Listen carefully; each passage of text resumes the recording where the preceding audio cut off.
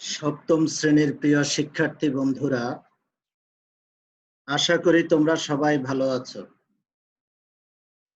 আমিও তোমাদের দোয়ায় ভালো আছি। আজ আমি তোমাদের বাংলাদেশ ও বিশ্ব পরিচয় বিষয়ের একাদশ অধ্যায়ের উপর একটি ক্লাস নিয়ে তোমাদের মাঝে হাজির হয়েছি। গত 2 সপ্তাহে আমি তোমাদের নবম ও দশম অধ্যায়ের উপর দুটি ক্লাস নিয়েছিলাম। তাহলে প্রিয় শিক্ষার্থী বন্ধুরা, আর কথা না বাড়িয়ে চলো আমরা শুরু করি। তোমাদের সবাইকে স্বাগতম জানিয়ে আজকের অনলাইন ক্লাস শুরু করছি। তোমরা পাঠ পরিচিতি এবং শিক্ষক পরিচিতিটা খেয়াল করো। ডান পাশে শিক্ষক পরিচিতিটা আমি পড়ে শোনাচ্ছি। মোহাম্মদ আবুল কালাম আজাদ, সিনিয়র সহকারী শিক্ষক, Pallabi Majedul Islam model high school, Pallabi, Mirpur, Dhaka. পাঠ পরিচিতি, শ্রেণী সপ্তম, বিষয় বাংলাদেশ ও বিশ্ব পরিচয়, অধ্যায় 11। অধ্যায়টির নাম হচ্ছে এশিয়ার কয়েকটি দেশ।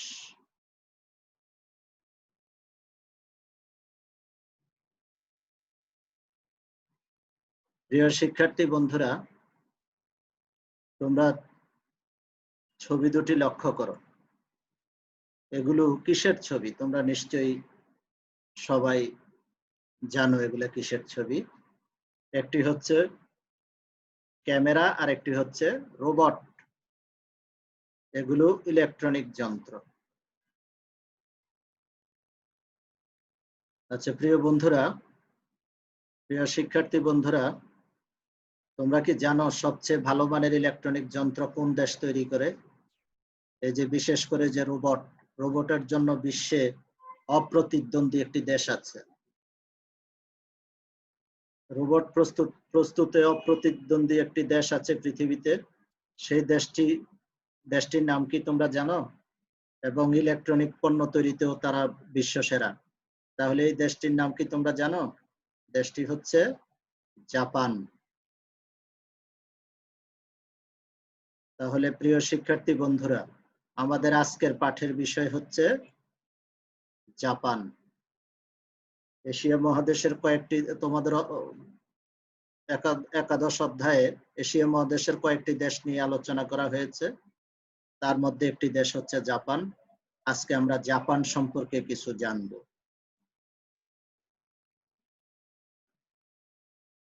তাহলে প্রিয় শিক্ষার্থী বন্ধুরা, আজকের শিখন ফলটি লক্ষ্য করো।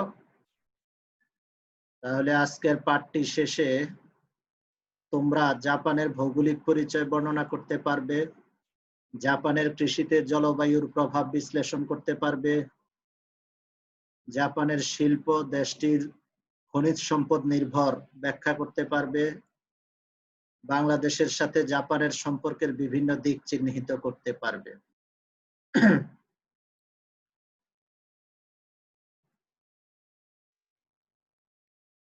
প্রিয় শিক্ষার্থীরা, আমি একটি মানচিত্রের মাধ্যমে জাপানকে, পৃথিবীর মানচিত্রে জাপান কোন জায়গায় আছে, কোন জাপানের অবস্থানটি আমি তোমাদের একটি ওয়ার্ল্ড ম্যাপের মাধ্যমে দেখানোর চেষ্টা করছি।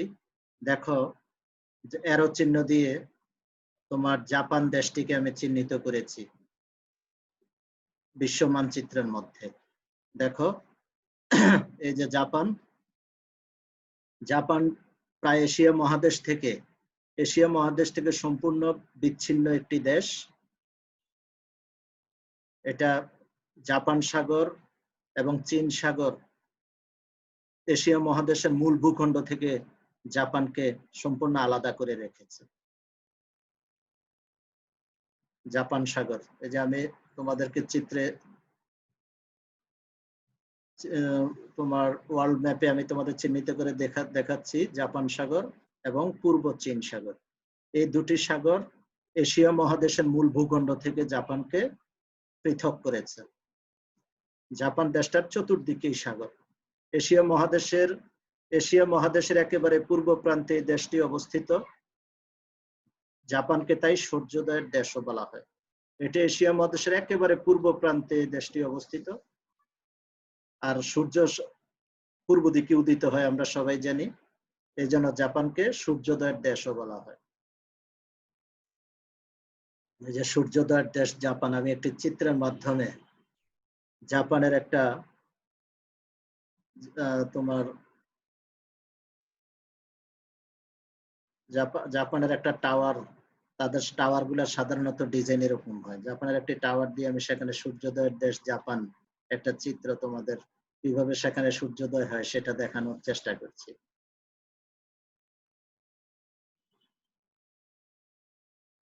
দেশটির চারদিকেই সমুদ্র।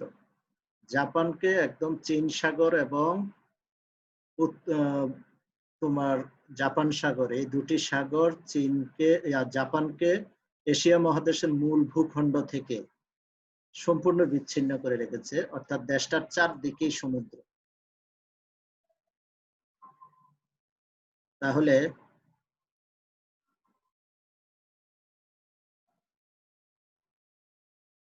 প্রায় 4000 দ্বীপ আছে জাপানে। জাপান দেশটা প্রায় 4000 দ্বীপের সমন্বয়ে একটি রাষ্ট্র। তার মধ্যে বড় এবং প্রধান হলো 4টা দ্বীপ।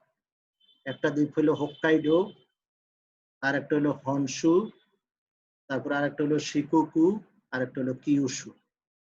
এই 4টি দ্বীপ হলো সবচেয়ে বড় এবং প্রধান। জাপানের 4000 দ্বীপের মধ্যে এই 4টা দ্বীপ হলো প্রধান: হোক্কাইডো, হনশু, শিকোকু, আর একটা হলো কিউশু। এই 4টি দ্বীপ।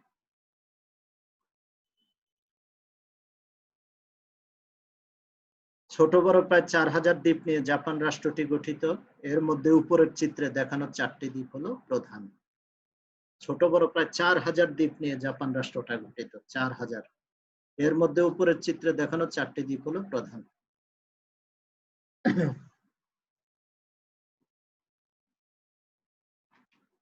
তাহলে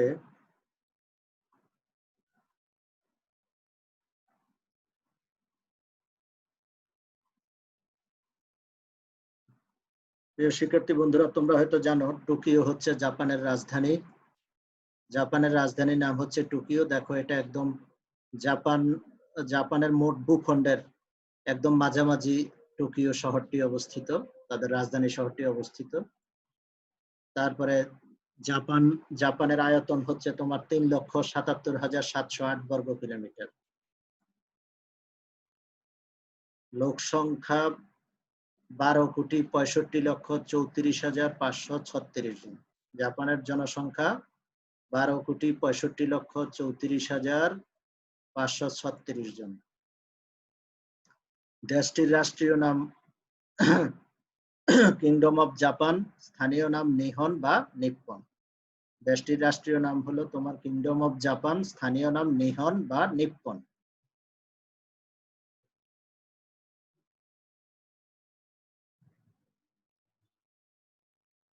তাহলে জাপান সম্পর্কে আরো কিছু তথ্য তোমাদের জানাতে চাই।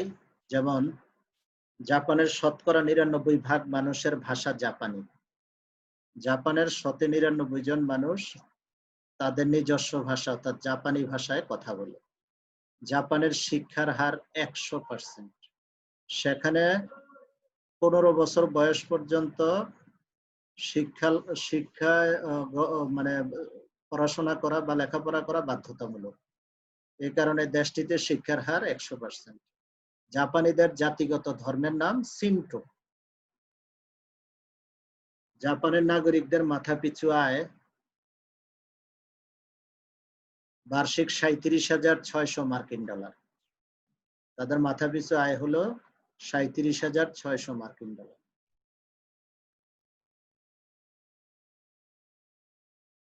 এবার প্রিয় শিক্ষার্থী বন্ধুরা, আমি এবার তোমাদের জাপানের আবহাওয়া সম্পর্কে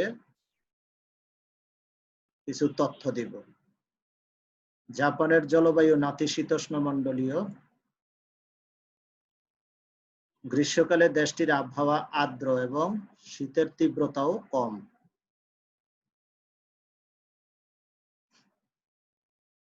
এখানকার উত্তর পূর্বাঞ্চলে মৌসুমী জলবায়ুর প্রভাব স্পষ্ট। মোটামুটি জাপানের আবহাওয়া অনেকটা আমাদের দেশের মতোই। গ্রীষ্মকালে দেশটির আবহাওয়া আর্দ্র এবং শীতকালে শীতের তীব্রতাও কম, মানে মোটামুটি আমাদের বাংলাদেশের মতোই জাপানের আবহাওয়া। তারপরে মৌসুমী জলবায়ুর, বাংলাদেশও মৌসুমী জলবায়ুর অন্তর্গত একটি রাষ্ট্র। জাপানেও তোমার উত্তর পূর্বাঞ্চলে মৌসুমী জলবায়ুর প্রভাব স্পষ্ট, মৌসুমী জলবায়ু বিরাজমান।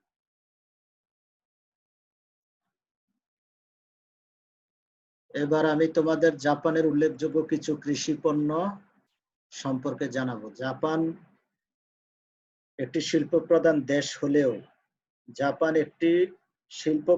দেশ হলেও তাদের অর্থনীতির মূল চালিকা শক্তি শিল্প হলেও জাপান কিন্তু কৃষিতেও খুব সমৃদ্ধ।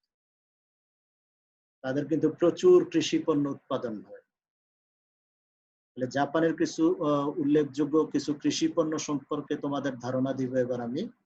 যেমন জাপানে উল্লেখযোগ্য কৃষি পণ্যের মধ্যে আছে তোমার ধান, গম, আপেল, বিট, আখ, বার্লি, মিষ্টি আলু, সয়াবিন। এগুলো হচ্ছে জাপানের উল্লেখযোগ্য কৃষি পণ্য। এছাড়াও আরো অনেক কৃষি পণ্য জাপানে উৎপাদিত হয়, এগুলো একটু বেশি উৎপাদন হয়। তারপরে এবারে আমি জাপানের উল্লেখযোগ্য কিছু খনিজ সম্পদ সম্পর্কে তোমাদের ধারণা দিতে চাই। জাপান একটি খনিজ সম্পদে সমৃদ্ধ একটি দেশ। প্রচুর খনিজ সম্পদ সেই দেশটিতে আছে। আর তারা পৃথিবীতে একটি মানে উন্নত দেশ হিসেবে আত্মপ্রকাশের পিছনে তারা একটি পৃথিবীর মানচিত্রে একটি উন্নত দেশ হওয়ার অন্যতম একটি কারণ হচ্ছে তাদের আছে সমৃদ্ধ খনিজ সম্পদ। প্রচুর খনিজ সম্পদ তাদের আছে। তাদের উল্লেখযোগ্য কিছু খনিজ সম্পদ আমি তোমাদের দেখাতে চাই, যেমন লোহা বা লৌহ, তারপরে কয়লা, সীসা, ম্যাঙ্গানিজ, সোনা, রূপা, পেট্রোলিয়াম, প্রাকৃতিক সম্পদ। এগুলো হচ্ছে তাদের দেশের উল্লেখযোগ্য খনিজ সম্পদ। অর্থাৎ এই খনিজ সম্পদগুলো প্রচুর পরিমাণে আছে তাদের দেশে। লৌহ, কয়লা, সীসা, তারপরে হলো ম্যাঙ্গানিজ, সোনা, রূপা, পেট্রোলিয়াম, প্রাকৃতিক গ্যাস। কতগুলো খনিজ সম্পদ দেখো এখানে আছে, 3টা 6টা 8টা খনিজ সম্পদ। এছাড়াও কিন্তু আরো কম বেশি অন্যান্য আরো খনিজ সম্পদ তাদের আছে। দেশের আয়তন মোটামুটি বাংলাদেশ থেকে প্রায় 3 গুণ বড়। 3 গুণ না, ঠিক 2 থেকে 2.5 গুণ বড়। জনসংখ্যা বাংলাদেশ থেকে অনেক কম, এই কারণে তাদের প্রচুর বনজ সম্পদও আছে। বনজ সম্পদ, তারপর সামুদ্রিক সম্পদও আছে। আচ্ছা, এবারে জাপানের প্রধান কিছু শিল্প সম্পর্কে তোমাদের ধারণা দিব। তোমরা নিশ্চয়ই জানো জাপান একটি অত্যন্ত শিল্পোন্নত একটি দেশ। প্রচুর শিল্প আছে তাদের দেশে। পৃথিবীতে অন্যতম একটি শিল্প প্রধান দেশ হচ্ছে জাপান। জাপানের প্রধান কয়েকটি শিল্প সম্পর্কে তোমাদের এবার আমি ধারণা দিব। তাদের 1 নম্বরে আছে তোমার গাড়ি নির্মাণ শিল্প, তারপর আছে বস্ত্র শিল্প, তারপরে আছে তাদের ইলেকট্রনিক্স শিল্প, তারপরে আছে তাদের ঔষধ শিল্প, তারপর ভারী যন্ত্রপাতি শিল্প, বিদ্যুৎ সামগ্রী শিল্প, লোহা ও ইস্পাত শিল্প, কলকবজা শিল্প। তাদের এই শিল্পগুলোর পণ্য সারা পৃথিবীতে তারা রপ্তানি করে থাকে এবং এর থেকে তারা বিলিয়ন মানে ডলার অর্জন করে। তাদের প্রধান শিল্পগুলো কি তাহলে আবারও একটু দেখো, গাড়ি নির্মাণ শিল্প, ইলেকট্রনিক্স শিল্প, তারপর বস্ত্র শিল্প, ঔষধ শিল্প, কলকবজা শিল্প, লোহা ও ইস্পাত শিল্প, বিদ্যুৎ সামগ্রীর শিল্প, ভারী যন্ত্রপাতি শিল্প। এই শিল্পগুলা তারা নিজেদের চাহিদা মিটিয়ে, এই শিল্পগুলোর পণ্য দ্বারা তাদের নিজস্ব চাহিদা মিটিয়ে সারা পৃথিবীতে এই পণ্যগুলো তারা রপ্তানি করে থাকে এবং করে প্রচুর তোমার বৈদেশিক মুদ্রা তারা অর্জন করে। তাদের অর্থনীতিটার মূল চালিকা শক্তি, প্রধান শক্তিটাই হচ্ছে শিল্প।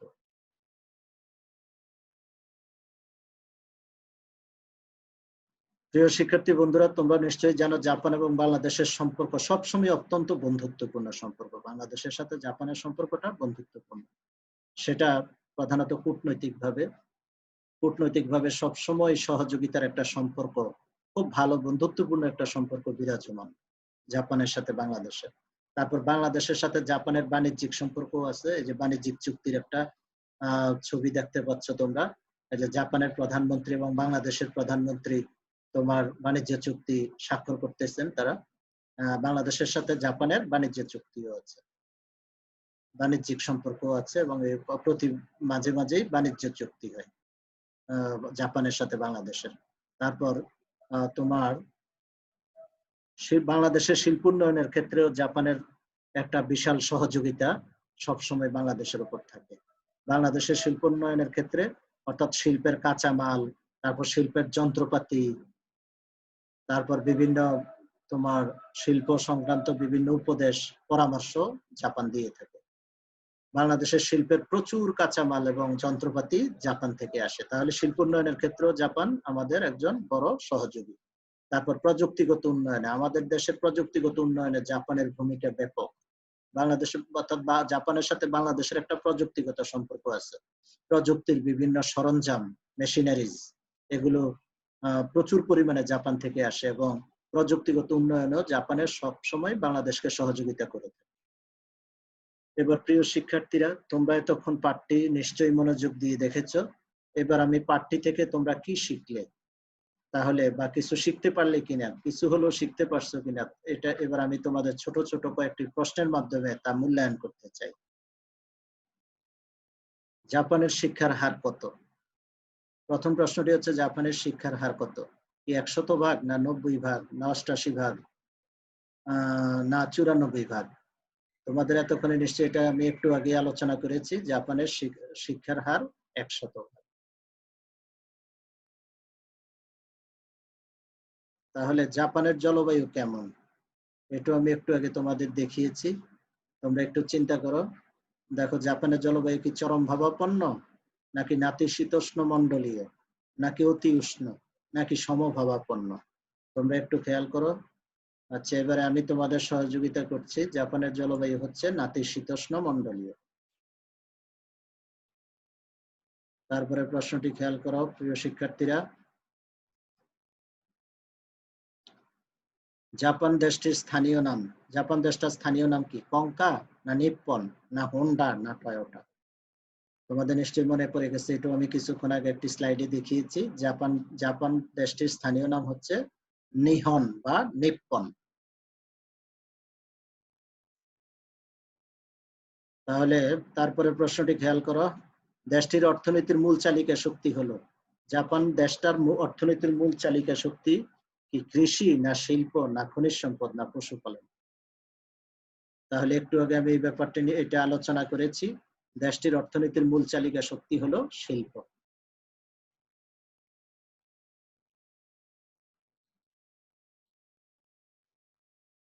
তাহলে প্রিয় শিক্ষার্থী বন্ধুরা, তোমরা এবার বাড়ির কাজটি লক্ষ্য করো। তোমরা খাতা কলম নিয়ে বাড়ির কাজটি লিখে রাখতে পারো। তোমরা স্কুল খোলার পর বাড়ির কাজটি আমাকে দেখাবে। আমি এটা তোমাদের লেখাও তোমাদের না দেখে বলতেও, মানে না দেখে ধরবো এবং লেখাটি দেখবো। জাপানের অর্থনীতির মূল চালিকা শক্তি হচ্ছে শিল্প, বিশ্লেষণ করো। জাপানের অর্থনীতির মূল চালিকা শক্তি হচ্ছে শিল্প, এটা বিশ্লেষণ করো। অর্থাৎ শিল্প তাদের অর্থনীতির কিভাবে মূল চালিকা শক্তি। তাদের যে শক্তিশালী অর্থনীতি, পৃথিবীতে 5টি শক্তিশালী অর্থনীতির দেশে অর্থনৈতিকভাবে সমৃদ্ধ দেশের তালিকা করলে জাপানের নাম আসে। তারা যে অর্থনৈতিকভাবে এত সমৃদ্ধ, এটার মূল চালিকা শক্তি যে শিল্প, সেটা কিভাবে তা বিভিন্নভাবে তা তোমরা বিশ্লেষণ করবে বিভিন্ন তথ্য উপাত্ত দিয়ে। তাহলে প্রিয় শিক্ষার্থী বন্ধুরা, তোমাদের সকলের সুস্বাস্থ্য দীর্ঘায়ু কামনা করে তোমরা বাসায় প্রচুর পড়াশোনা করো, এই আশাবাদ ব্যক্ত করে তোমাদের সবাইকে ধন্যবাদ জানিয়ে আজকের মতো বিদায় নিচ্ছি। আল্লাহ হাফেজ।